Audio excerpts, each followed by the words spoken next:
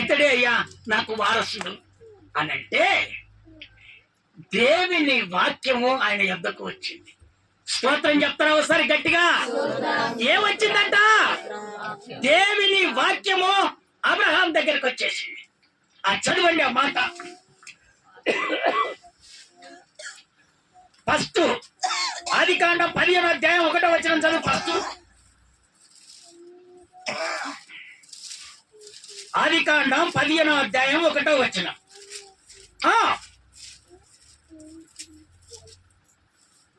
ఇది జరిగిన తరువాత యెహోవా వాక్యము అబ్రహామునకు దర్శనమందు వచ్చి అబ్రహామా భయపడకుము, నువ్వు భయపడకు, నేను నీకు కేడమును నీ బహుమానమును అత్యధికమగునని చెప్పాడు. దేవుని వాక్యం వచ్చింది. ఎవరొచ్చారు అక్కడికి? అమ్మా ఎవరొచ్చారు? మనం ఎవరిని గైకోవాలి? ఇప్పుడు గైకొనాలి. ఎవరిని గైకోవాలి? దేవుని వాక్యాన్ని మనం గైకొనాలి. దేవుని వాక్యం ఎక్కడికి వచ్చేసింది? అబ్రహాం దగ్గరికి వచ్చింది. భయపడకు, నేను కేడముగా ఉన్నాను. ఆలిచి కిందికి చదువు. అందుకు అబ్రహాము ప్రభువైన యెహోవా నాకేమి ఇచ్చిననేమి, నాకు ఏమి ఇచ్చినా ఏమి, నేను సంతానము లేని వాడనై. చూసారా? సంతానం లేని బిడ్డలారా, నా ప్రభు చెప్తున్నాడు, ఇదిగో మీకు సంతానాన్ని దేవుడు ఖచ్చితంగా అనుగ్రహిస్తాడు. సంతానము లేనివాడనై పోవుచున్నానే. దమస్కు ఎలియాజరు నా ఇంటి ఆస్తికర్తనగును గదా. మరియు అబ్రహాము ఇదిగో నీవు నాకు సంతానం ఇవ్వలేదు కనుక నా పరివారములో ఒకడు నాకు వారసుడగునని చెప్పగా యెహోవా వాక్యము మళ్ళీ వచ్చింది. దేవుని వాక్యం మళ్ళీ ఎవరికి వచ్చింది? అబ్రహాం దగ్గరికి మళ్ళీ వాక్యం వచ్చింది. అతని యొద్దకు వచ్చి ఇతడు నీకు వారసుడు కాడు,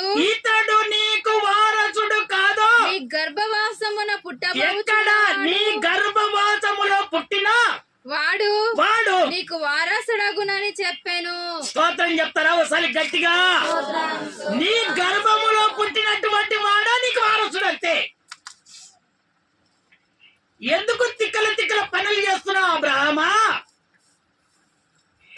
నేను కేడాన్ని, భయపడకు, ఉన్నతుడను, మహోన్నతుడను, నీకు కావాల్సినటువంటి బహుమానాన్ని నేను ఇస్తా. కానీ నీవు దేవుని వాక్యాన్ని గైకోవాలి. ఏం గైకొనాలి? దేవుని వాక్యాన్ని గైకొని ఎప్పుడైతే ఆ వాక్యం విని అనుసారంగా నువ్వు నడుచుకుంటావో ఆయన ఖచ్చితంగా బహుమానాన్ని ఖచ్చితంగా అనుగ్రహిస్తాడు. స్తోత్రం చెప్తారా ఒకసారి గట్టిగా? ఇంకొకసారి గట్టిగా చెప్తారా? వాక్యం వింటున్నటువంటి దేవుని బిడ్డలారా, ఆ విధంగా ఎప్పుడైతే నువ్వు ఇప్పుడు తీర్మానం చేసుకుంటావో నా ప్రభు అంటున్నాడు, ఖచ్చితంగా కుమారుని నీకు అనుగ్రహించునుగాక. ఒక్కసారి చేతులెత్తి స్తోత్రాలు చెబుదామా గట్టిగా? అనుకున్నట్టుగా అబ్రహాముకు దేవుడు కుమారుని అనుగ్రహించాడు.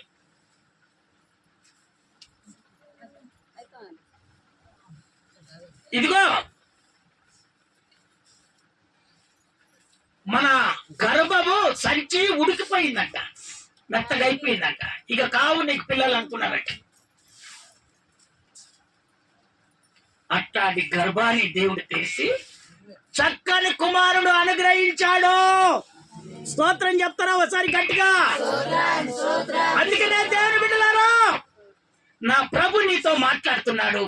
నువ్వు వాక్యాన్ని గైకొని ప్రభు నాకు కుమారుడు అనుగ్రహిస్తాడని నువ్వు విశ్వసించిన ఎడల ఖచ్చితంగా నా ప్రభు నీకు కుమారుని అనుగ్రహించునుగాక. స్తోత్రం చెప్తారా ఒకసారి గట్టిగా? బయటికి తీసుకొని వచ్చి పైన ఏమవుపడుతున్నాయి? అయ్యో నక్షత్రాలు, అగో అంతగాను నిన్ను విస్తరింపజేస్తానన్నాడు. ఆ మాట ఎందుకు ప్రభు అన్నాడో తెలుసా? నువ్వు వాక్యానుసారంగా నువ్వు జీవిస్తున్నావు గనక, వాక్యాన్ని గైకొంటున్నావు గనక, అందుకనే నిన్ను అత్యధికముగా అభివృద్ధి పరుస్తాను. స్తోత్రం చెప్తారా ఒకసారి గట్టిగా? దేవుని బిడ్డలారా, మీ కుటుంబంలో ఆశీర్వాదం లేదేమో, మీ కుటుంబంలో ఇబ్బందులు ఉన్నాయేమో, మీ పరిస్థితులు ఒకరికొకరు అర్థం కాకుండా ఉన్నాయేమో. నా ప్రభు అంటున్నాడు, నువ్వు వాక్యం విను. వాక్యం విని హృదయంలో వాక్యం చేర్చుకొని నువ్వు ఇంటికి వెళ్ళు. సమయం ఉన్నంత వరకు, రేపు ఆదివారం వచ్చేంత వరకు కన్నీరు కార్చి నువ్వు ప్రార్థన చేసుకో. నా ప్రభు నీ కుటుంబాన్ని విస్తరింపజేసును గాక, నీ కుటుంబాన్ని అభివృద్ధి పరచును గాక, నీ కుటుంబాన్ని ఉన్నతమైన స్థానానికి ఎదిగించును గాక, నీ కుటుంబంలో ఉన్నటువంటి వాళ్ళంతా మార్చబడును గాక. స్తోత్రం చెప్తారు ఒకసారి గట్టిగా? రెండవదిగా ఆయన యందు నిలిచి ఉన్నవాడు. అమ్మా, దేవుని ప్రేమ మొట్టమొదట వాక్యాన్ని గైకోనాలి. రెండవదిగా ఆయన యందు నిలిచి ఉన్నవాడు. ఎవరి యందు? దేవుని యందు నిలిచి ఉన్నవాడు. ఇప్పుడు నువ్వు ఆత్మ పొందుకున్నావు, ఆయన నీలో నిలిచి ఉన్నాడా లేదా? మరి నువ్వు ఆయనలో నిలిచి ఉన్నావా లేదా? స్తోత్రం చెప్పలేదు ఒకసారి గట్టిగా? ఇంకొకసారి గట్టిగా చెప్తారా? రెండవదిగా దేవుని యందు నువ్వు నిలిచున్నవాడుగా నువ్వు ఉండాలి. దేవుని యందు నువ్వు నిలిచి లేకపోతే నీ కుటుంబము ఆశీర్వాదము ఉండదు. నీ కుటుంబము అంచెలంచెలుగా ఎదగదు. నీ కుటుంబము అంచెలంచెలుగా ఎదగాలి, ఆశీర్వాదం కావాలంటే నువ్వు ప్రతి ఆదివారము దేవుని మందిరములో ఖచ్చితంగా నిలుచబడును గాక. మరి 6 రోజులు నీకు పని ఇచ్చాడు, 7వ రోజు నీకు విశ్రాంతి దినం ఎందుకు ఇచ్చాడో తెలుసా? నీ కార్యాలన్నీ నా దేవుడు చేసటానికి. మీకు ఒక నాయకుని ఉంచాడే, ఆ నాయకుని దగ్గరికి వస్తే ఆయన మీ నిమిత్తమై నాకు ప్రార్థన చేస్తాడు. అప్పుడు మీకు కావలసినటువంటి బహుమానాలన్నీ నేను అనుగ్రహిస్తానని నా దేవుడు ఈ రోజు మీతో సెలవిస్తున్నాను. స్తోత్రం చెప్తారా ఒకసారి గట్టిగా? చదవండి, ఆ మాటల్లోనికి మనం వెళ్తాం. 1 యోహాను 2వ అధ్యాయము 17వ వచనం ఒకసారి చదివి వినిపిస్తారా నాన్న? లోకములో దాని ఆశయ గతించిపోవుచున్నవి గాని, లోకములో ఉన్నటువంటి ఆశయము గతించిపోతుంది గాని దేవుని చిత్తమును జరిగించువాడు నిరంతరమును నిలుచును. దేవునితో నిరంతరము నిలుచును. లోకాలతోటి స్నేహం చేసే వాళ్ళు దేవునితో నిలవలేరు, దేవుని బ్రతిమలాడలేడు, దేవునితో అనుబంధం కలిగి జీవించలేరు. లోక పద్ధతులతో లోకానుసారంగా జరిగిస్తున్నటువంటి వాళ్ళు దేవునికి ప్రార్థన చేసే అంత స్తోమత కూడా వాళ్ళ దగ్గర రాదు. స్తోత్రం చెప్తారా ఒకసారి గట్టిగా? ఎవరైతే దేవుని చిత్తము చేస్తున్నారో, అంటే దేవుని చిత్తం చేస్తున్నారో, దేవుడు ఏ విధంగా చెప్తున్నాడో ఆ విధంగా ఎవరైతే దేవుని చిత్తం చేస్తారో వాళ్ళలో ఖచ్చితంగా నేను నిలుస్తానని నా దేవుడు ఈ రోజు నీతో మాట్లాడుతున్నాడు. స్తోత్రం చెప్తారా ఒకసారి గట్టిగా? ఇంకొకసారి గట్టిగా చెప్తారా? అందుకనే దేవుని బిడ్డలారా, నా దేవుడు మీకు సెలవిస్తున్నటువంటి మాట ఏందో తెలుసా? మీరు మాత్రము దేవునితో మీరు నిలిచి ఉండాలని నా దేవుడు కోరుకుంటున్నాడు. స్తోత్రం చెప్తారా ఒకసారి గట్టిగా? స్తోత్రం స్తోత్రం ఇంకొకసారి గట్టిగా చెప్తారా? స్తోత్రం స్తోత్రం స్తోత్రం. చదవండి. ఇంకొక మాటలోనికి మనం వెళ్దాము. యోహాను సువార్త 15వ అధ్యాయం 4-5 వచనాలు. 4-5 వచనాలు. అమ్మా లైట్ తీసుకున్నానా? నీ లైట్ తీసుకో. 4వ అధ్యాయం నన్ను బాగా డిస్టర్బ్ చేయక మళ్ళా. యోహాను 15వ అధ్యాయము 4-5 వచనాలు. 4-5 వచనాలు. ఇదిగో ఈ లైట్ తీసుకో అవసరం అనుకుంటే.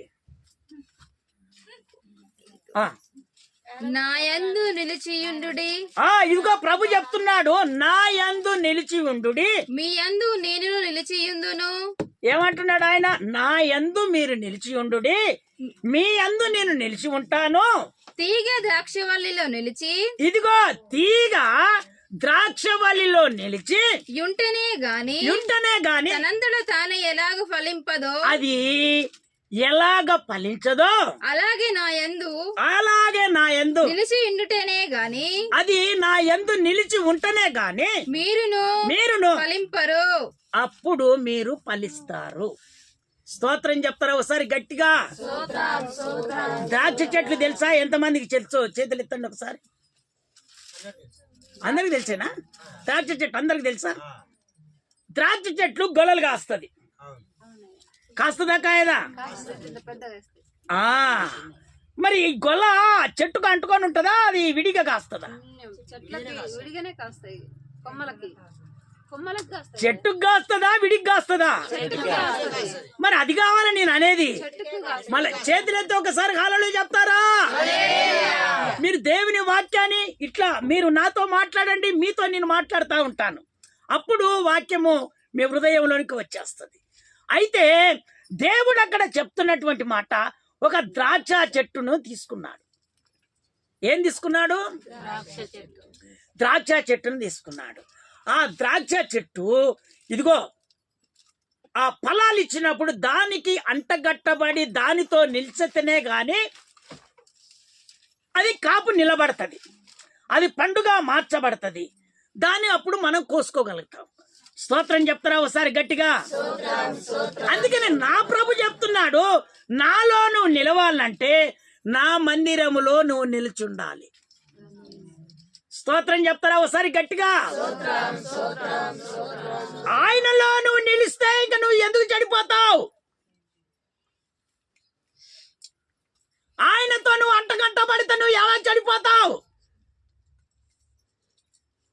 నువ్వు ఆయనలో నిలిస్తే నిన్ను నా ప్రభు ఒక జ్ఞానాన్ని ఇస్తాడు, తెలివినిస్తాడు, ఆలోచన ఇస్తాడు, నువ్వు ఎట్ట బ్రతకాల్లో చెబుతాడు. ఇదిగో అన్నిటికన్నా ముఖ్యంగా ఇదిగో నేను వచ్చేస్తున్నాను, నా రాజ్యములో మీరు చేర్చబడతాడు, యుగ యుగాలు నాతో మీరు ఉంటారు అన్నాడు దేవుడు. అంతే. స్తోత్రం చెప్తారా ఒకసారి గట్టిగా? అందుకనే ఆయనలో నువ్వు నిలిచి ఉండాలంటే ఆయనకు అంటగట్టబడి నువ్వు జీవించాలి. అంటగట్టబడి జీవించాలంటే ఆయన మందిరములో నువ్వు నిలబడాలి. స్తోత్రం చెప్తారా ఒకసారి గట్టిగా? ఆ నుంచి కిందికి చదువు. ద్రాక్షవల్లిని నేను తీగలు మీరు. ఏమంటాడు? ద్రాక్షవల్లిని నేను, తీగలు మీరు. ఎవడు నా యందు నిలిచియుండును నేను ఎవని యందు నిలిచియుండును వాడు బహుగా ఫలించును. నాకు వేరుగా ఉండి మీరేమీ చెయ్యలేరు. స్తోత్రం చెప్తారా ఒకసారి గట్టిగా? నాకు వేరుగా ఉండే మీరు ఏం చేయలేరు, ఏం అభివృద్ధి పరచుకోలేరు, మీ జీవితాన్ని ఏం మార్చుకోలేరు. అందుకనే నా ప్రభు అంటున్నాడు, మీరు బహుగా ఫలించాలంటే ద్రాక్షవల్లిని నేను, తీగలు మీరు. వింటున్నావా? ఇప్పుడు మందిరం ఉందా? ఈ మందిరం ఎవరు? అమ్మ ఈ మందిరం ఏదు ఒక ద్రాక్ష చెట్టు అనుకోండి. స్తోత్రం చెప్తారా ఒకసారి గట్టిగా? ఈ మందిరము ఒక ద్రాక్ష చెట్టు. ద్రాక్ష చెట్టుకు సాదృశ్యం ఇప్పుడు దేవుడు ఏం చెప్పాడు చెప్పండి నానా? ఏం చెప్పాడు? ద్రాక్ష వల్ల అంటే దేవుడు. స్తోత్రం చెప్తారా ఒకసారి గట్టి మంచిగా జాగ్రత్తగా వినండి. అయితే ఆ ద్రాక్ష చెట్టుకు మీరేం చేశారంటే అంటగట్టబడి ఉన్నారు. స్తోత్రం చెప్తారా ఒకసారి గట్టిగా? ఆ ద్రాక్ష చెట్టుకు ఇగో వస్తాయి కదా, ఏంటిది కొమ్మలు వస్తా ఉంటాయి కదమ్మా, ఆ కొమ్మలకు కాసేయే ద్రాక్ష పండ్లు. ఇప్పుడు మీరు ఉన్నారు, యేసయ్యతో నువ్వు అంటగట్టబడి ఉన్నావు. నీవు ఆశీర్వాదం పొందుకుంటా ఉంటేనే నీవు అభివృద్ధి పరచబడతావు. నీ ద్వారా అనేకులను ప్రభు ఎదుట నువ్వు నిలబెడతావు. స్తోత్రం చెప్తారా ఒకసారి గట్టిగా? ఇంకొకసారి గట్టిగా చెప్తారా? అయితే మన తల్లులు కొంతమంది ఏం చేస్తారంటే సువార్త చెప్పరు. దేవుడు ఏం చెప్తున్నాడు? నువ్వు ఫలించాలంటే ఏమంటున్నాడు? నా మందిరంలో నువ్వు నిలబడాలి. ద్రాక్ష చెట్టును నేను, తీగలు మీరు. ఆ తీగలకి ఏం కాస్తాయి? ఫలాలు కాస్తాయి. అంటే దేవుని బిడ్డలారా, ఈ రోజు నువ్వు దేవునికి అంటగట్టబడి జీవిస్తున్నావు కరెక్టే, కానీ నీ ద్వారా ఏమైనా ఫలితము దేవుని దగ్గరికి వస్తుందా? నీ ద్వారా దేవుని దగ్గరకు ఫలితం ఏమైనా వస్తుందా? లేదు. అయ్యగారు వాళ్ళు పనికి వెళ్తున్నారు, మేము కూడా పనికి వెళ్తాం. చూడు దేవుని బిడ్డలారా, ఇది మనకు ఇష్టమైనటువంటిది కాదు. నువ్వు ఇంకా అదే ఆశతో నువ్వు బ్రతుకుతే డబ్బులు వస్తాయి, అవి పోయేటప్పుడు పోతూనే ఉంటాయి, అభివృద్ధి కలగదు. దేవుడు అభివృద్ధి చేస్తే ఆ డబ్బులు ఆశీర్వాదంగా ఉంటాయి. స్తోత్రం చెప్తారా ఒకసారి గట్టిగా? అందుకనే ఎవరైతే నిలిచి ఉంటారో వాళ్ళను నా దేవుడు అభివృద్ధి పరుస్తారని నా దేవుడు చెప్తున్నాడు. ఒకవేళ నువ్వు అనారోగ్యం చేత బాధపడుతున్నావేమో, సమస్యల చేత సతమతమవుతున్నావేమో, నాకు దిక్కు లేదని, నా బాధ ఎవరు చూస్తారని, నాకు మనశ్శాంతి లేదని అనేకమైనటువంటి నీ హృదయంలో ఉండొచ్చు. కానీ నా ప్రభు చెప్తున్నాడు ఏందో తెలుసా? నీవు నాలో నిలిచి ఉండు, నీకు ఏ కొరత రాదని నా దేవుడు సెలవిస్తున్నాడు. స్తోత్రం చెప్తారా ఒకసారి గట్టిగా? ఇంకొకసారి గట్టిగా చెప్తారా? అందుకనే పనికి రాని తీగల్ని ఏం చేస్తారు అమ్మా?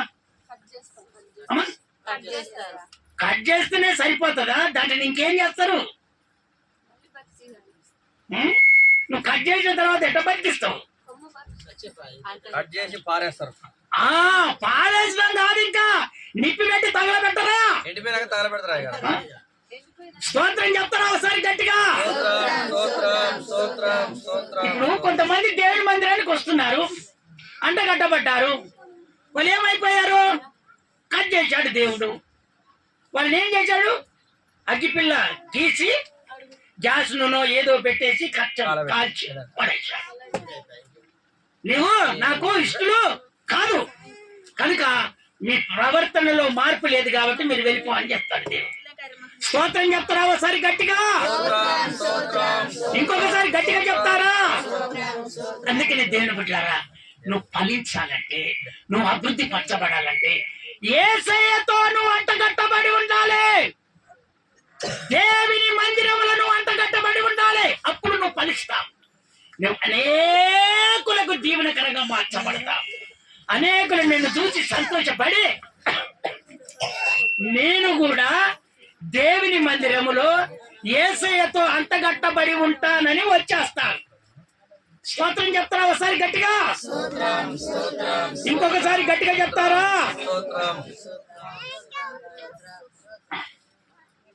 అయితే ఇంకొక మాట ఇంకొక మాట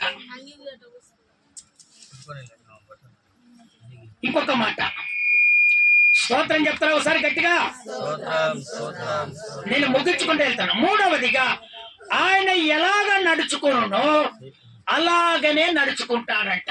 ఎవరిల్లు చెప్పలేంది, మన అంశం ఏంది? అరే రే దేవుని ప్రేమ. ఒక్కసారి చేతులెత్తి హల్లెలూయా చెప్తారా? ఇంకొకసారి గట్టిగా చెప్తారా?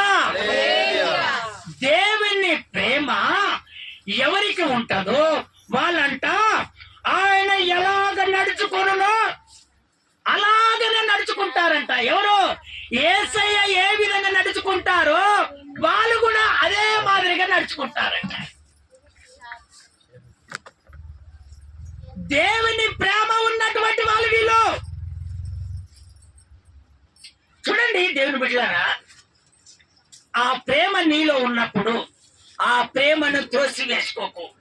ఎందుకంటున్నారు చూడండి, ఒక మాట మీరు లేవి కాండంలోనికి రండి. లేవి కాండము 11వ అధ్యాయము 45వ వచనం. 11వ అధ్యాయము 45వ వచనం లేవి కాండం. త్వరగా ముగించేస్తా.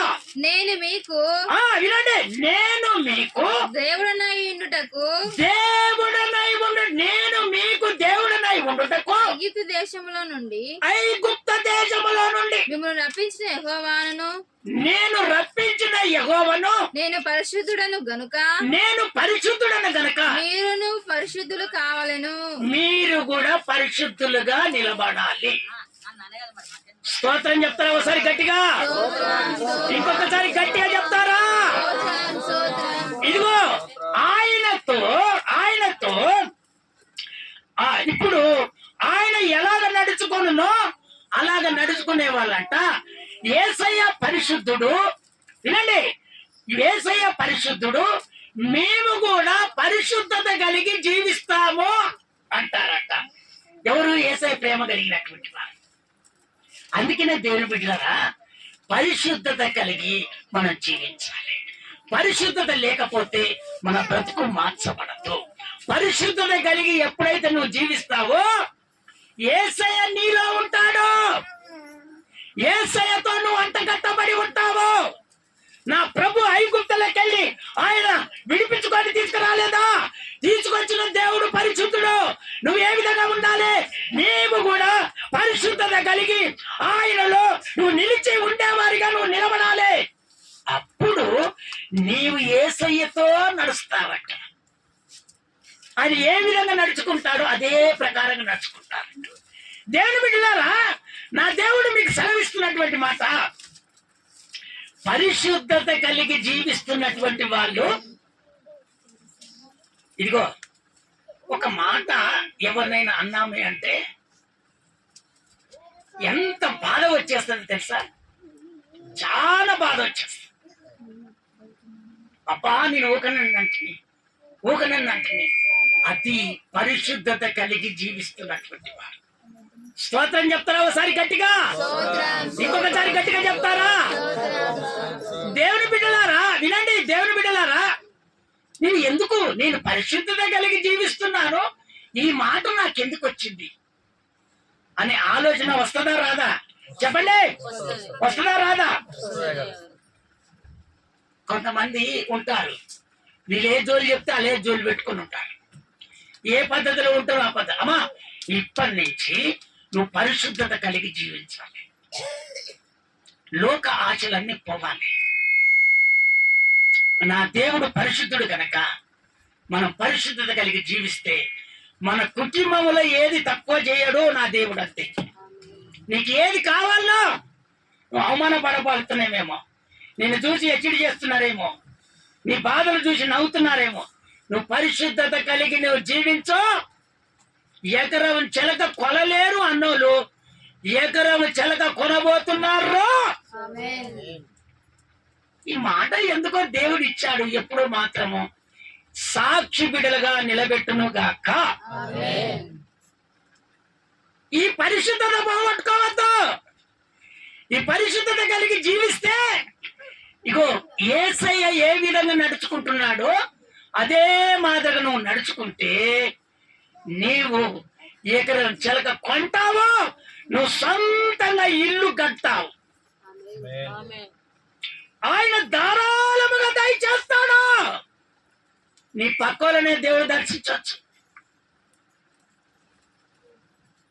ఇప్పుడు కొంతమంది ఏం చేస్తారంటే, నేను నల్గొండలో పనిచేస్తున్నప్పుడు ఫస్ట్ లో చాలా స్తోమత. ఏమైనా నేను ఏం చేశానంటే, బట్టలు తీసుకొని ఒక చెత్త బట్టలు తీసుకొని వెళ్ళాను. 6 నెలలు ట్రైనింగ్ చేయాలి. ఎన్ని నెలలు చేయాలి? 6 నెలలు ట్రైనింగ్ చేయాలి. నా దగ్గర రూపాయి లేదు. నా దగ్గర రూపాయి లేదు. నేను అట్లా నడుచుకుంటూ వెళ్తుంటే మన దగ్గర బయల లక్ష్మయ్య అని ఉండే, అంటే పెద్దమని గంట్ల ఆ లక్ష్మయ్య ఏం చేస్తుందంటే రుచి చేస్తున్నాడు. నేనంటే వాళ్ళకు బాగా ప్రేమ. ఏంది ఇక్కడ వచ్చినావు అని అన్నాడు. ఇట్లా సంగతి అయ్యా, ఇట్లా ట్రైనింగ్ చేస్తున్నావు 6 నెలలు, ఇట్లా సంగతి అని అంటే, అయ్యో ఆడ ఉంటున్నావు, నువ్వు రూమ్ తీసుకున్నదాకా మా ఇంట్లో ఉందిరా అన్నాడు. దేవుని ప్రేమ చూడండి అయ్యా. స్తోత్రం చెప్తారా ఒకసారి గట్టిగా? ఇంకొకసారి గట్టిగా చెప్తారా? దేవుని బిడ్డలారా, నువ్వు ప్రేమ కలిగి జీవిస్తే నీ శత్రువుని మిత్రుడిగా నా దేవుడు చేస్తాడు. ఆధారం లేని పరిస్థితుల్లో ఆధారభూతుడిగా దేవుడు నిలబడతాడు. మళ్ళీ రూమ్ తీసుకున్నంత వరకు వాళ్ళ దగ్గరనే ఉన్నాను. పాపం నన్ను వాళ్ళేం అడగలేదు. ఆ తర్వాత నేను 6 నెలలు అయిపోయిన తర్వాత 12 మంది ట్రైనింగ్ లో ఉన్నాం. ఈ 12 మంది ట్రైనింగ్ లో అందరిని పంపించాడు. ఆ సారు నన్ను ఒక్కను మాత్రమే ఉంచుకున్నాడు. స్తోత్రం చెప్తారా ఒకసారి గట్టిగా? అప్పుడు పరిస్థితులన్నీ తారుమారుగా ఉన్నాయి. నువ్వు నేర్చుకుంటావా అంటే నేర్చుకుంటా, నువ్వు ఇక్కడనే ఉండు. కానీ గగ్గనపల్లి వెంకట నరసింహారెడ్డి అని పేరు. ఏం పేరు ఆయన పేరు? గగనపల్లి వెంకట నరసింహారెడ్డి. బాగా ఉన్నవాళ్ళు. ఈ ఆలయ పక్కనే వాళ్ళ సొంత, వాళ్ళ మట్టుకే అన్నదమ్ముల మట్టుకే ఇల్లున్నాయి. ఆ మేడం నన్నైతే ఎంతో ప్రేమించేది. ఒక కొడుకు మాదిరిగా నన్ను కూర్చొని పెట్టుకునేది. ఏది కావాలంటే అది నాకు ఇస్తూనే ఉండేది. పిల్లల్ని ఎత్తుకునేది, మళ్ళా వెళ్ళేది, ఆఫీస్ తీసేది. ఈ ప్రకారంగా కష్టాలు పడుకుంటా నా ప్రభు ఎందుకో మరి ఇక్కడికి తీసుకురావాలని ఎక్కడ కూడా నశించి పోకుండా ఆయన అడుగడుగున నా కాపుదల అనుగ్రహించి ఆయన నన్ను తీసుకొని వచ్చి ఇదిగో మళ్ళీ అజ్మపురంలోనే దేవుణ్ణి నిలబెట్టాడు. స్తోత్రం చెప్తారా ఒకసారి గట్టిగా? ఇంకొకసారి గట్టిగా చెప్తారా? ఆ ప్రకారంగా ఎదిగిన మూమెంట్లనే ఇక నా బ్రతికంతా ఖరాబ్ అయిపోయింది.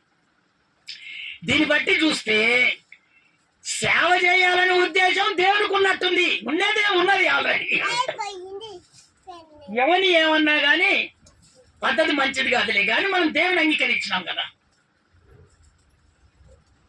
విన్నావా? ఇక ఆ ప్రకారంగా అవమానాలు అన్ని తట్టుకొని నిలబడి దేవుని ఎదుట నన్ను ఈరోజు మీ ఎదుట దేవుడు నన్ను నిలబెట్టుకున్నాడు. స్తోత్రం చెప్తారా ఒకసారి గట్టిగా? ఇంకొకసారి గట్టిగా చెప్తారా? నేను చదువుకున్న రోజులలో దేవుడంటే నాకు తెలియని ఆ రోజులలో యేసు ప్రభు ఫోటో ఒకటి వచ్చేది, వెంకటేశ్వర స్వామి ఫోటో ఒకటి వచ్చేది. స్తోత్రం చెప్తారా ఒకసారి గట్టిగా? దేవుడు నాకు తెలియదు. వెంకటేశ్వర స్వామి అంటే మనకు తెలుసు.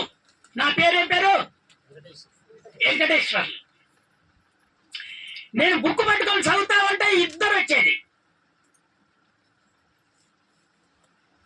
నేను ఒంటరిగా నడుచుకుంటూ పోయేటప్పుడు ఇద్దరు వచ్చేది, కానీ నేను ఎవరికి చెప్పపోయేది. స్తోత్రం చెప్తారా ఒకసారి గట్టిగా? లాస్ట్ కు వచ్చినప్పుడు, హింసపడినప్పుడు యేసయ్య వచ్చేసి నన్ను ముట్టి స్వస్థపరిచి మీ మధ్యలో నన్ను నిలబెట్టుకున్నాడు. స్తోత్రం చెప్తారా ఒకసారి గట్టిగా? ఇంకొకసారి గట్టిగా చెప్తారా?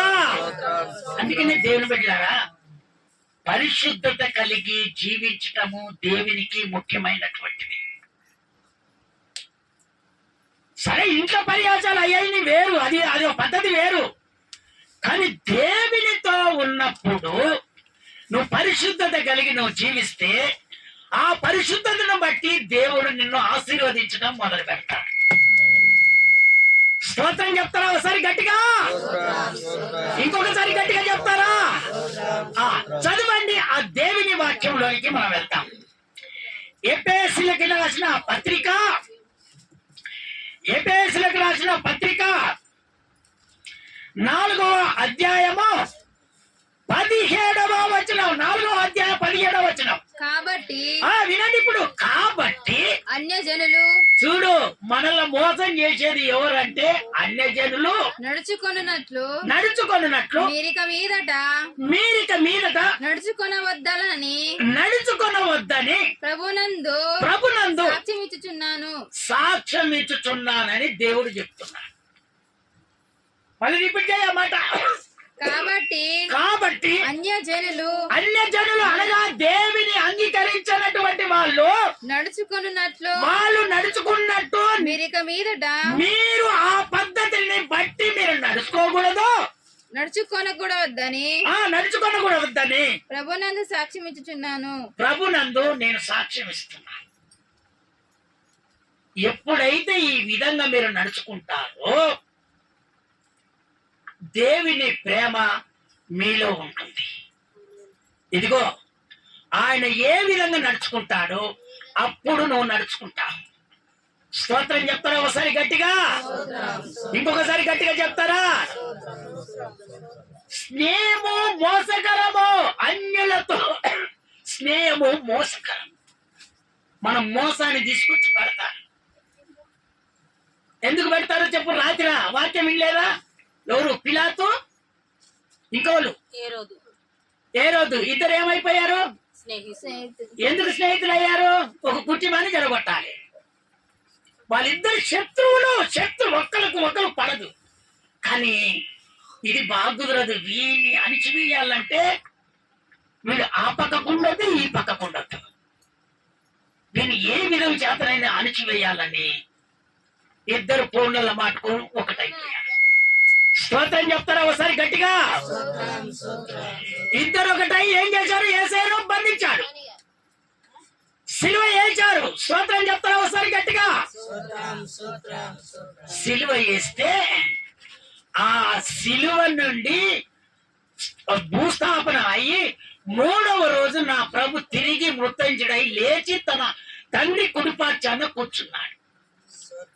దేవుడు చూడ నిత్య జీవం ఇచ్చాడు. ఆయనకు చావే లేదు. నా ప్రభుకు ఆయనకు చావు లేదు. ఆయన నమ్ముకున్నటువంటి మనకు కూడా చావు లేదు. అనారోగ్యాలు ఉంటే యేసు నామములో విడుదలైపోవును గాక. సమస్యల చేత బాధపడుతున్నావేమో, ఆ సమస్యలన్నీ నా ప్రభు తీర్చును గాక. నీ ఆలోచనలో ఒక ఆలోచన పెట్టుకొని ఉండొచ్చు. ఆ ఆలోచన తీర్చాలని, ఆ ఆలోచన, ఆ కోరిక తీర్చబడాలని నువ్వు ఆశపడుతున్నావేమో, నా ప్రభు అంటున్నాడు ఆ ఆలోచన సఫలపరుస్తాడు. స్తోత్రం చెప్తారా ఒకసారి గట్టిగా? ఇంకొక మాట చెప్పి నేను ముగిచ్చేస్తానమ్మా.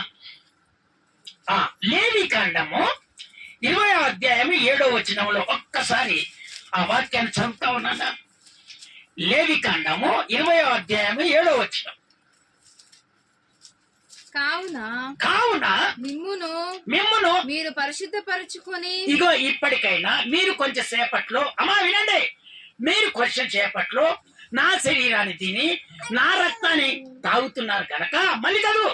కావున మిమ్మును మీరు మిమ్మును మీరు పరిశుద్ధపరచుకొని ఇప్పుడు పరిశుద్ధపరచుకొని పరిశుద్ధులై ఉండుడి. పరిశుద్ధులై ఉండుడి. నేను నేను మీ దేవుడనైన యెహోవాను.